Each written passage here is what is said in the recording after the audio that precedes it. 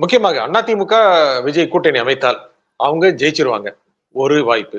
இல்லன்னா திமுகவை பெரும்பான்மை அடைவதிலிருந்து தள்ளிவிடுவார்கள். முக்கிய சொல்ல 117 திமுக அடைய முடியாது. இதுல 2 சாத்தியமா? சாத்தியம் இல்லையா? தேர்தல் அரசியல எதுவும் சாத்தியம்லாம் இப்போ சொல்லவே முடியாதுங்க. ஏன்னா திமுக ஒரு பலமுனை போட்டி ரொம்ப குறைந்த சதவீத ஓட்டுல கூட அவங்களால ஆட்சியை பிடிப்பதற்கும் மெஜாரிட்டி அடைவதற்கெல்லாம் முடியும். ஆனா ஒரு கட்சி தேர்தல் தேதிக்கு முன்னதாக, அதாவது கடைசி 2 மாதத்துல வெற்றி பெற்று விடுவார்கள் என்கிற ஒரு பிம்பம் உருவாக்கப்படணும்ல. அப்பதானே அந்த பேண்ட் வேகன் எஃபெக்ட் கிடைக்கும். அப்ப வெற்றி பெற்று விடுவார்கள்னா தனியா களத்துல நின்னா வெற்றி பெற முடியாதுங்கிறது எல்லாருக்குமே தெரியும். அப்போ வாக்காளர்கள் கூட ரொம்ப யோசிப்பாங்க. பொதுவா ஓட்டை போட்டு வேஸ்ட் பண்ணக்கூடாதுங்கிறது இங்க மைண்ட் செட்டுங்க. நம்ம ஓட்டு வேஸ்ட் ஆகக்கூடாது, ஜெயிக்கிற கட்சிக்கு போடணும்.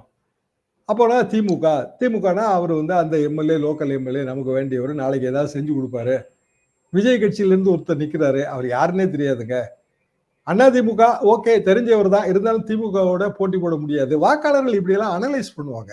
அது கிராமங்கள்ல ரொம்ப சர்வசகஜமா அனாலிசிஸ் நடக்கும். இதை கள அரசியலோட யதார்த்தம். இதை புரிஞ்சுக்கிடணும். அப்ப விஜய் தான் சில படிகள் இறங்கி வரணும். ஏன்னா அவர் இது வரைக்கும் முதலமைச்சராக இருந்தது கிடையாது, அவர் அன்டெஸ்டட். அதிமுக அப்படி இல்லை. 72ல இருந்து எத்தனையோ வெற்றிகள் அடைஞ்சிருக்கு, எத்தனையோ முறை ஆட்சி கட்டில அமர்ந்திருக்கு. அதிமுக மெரிட் கூட.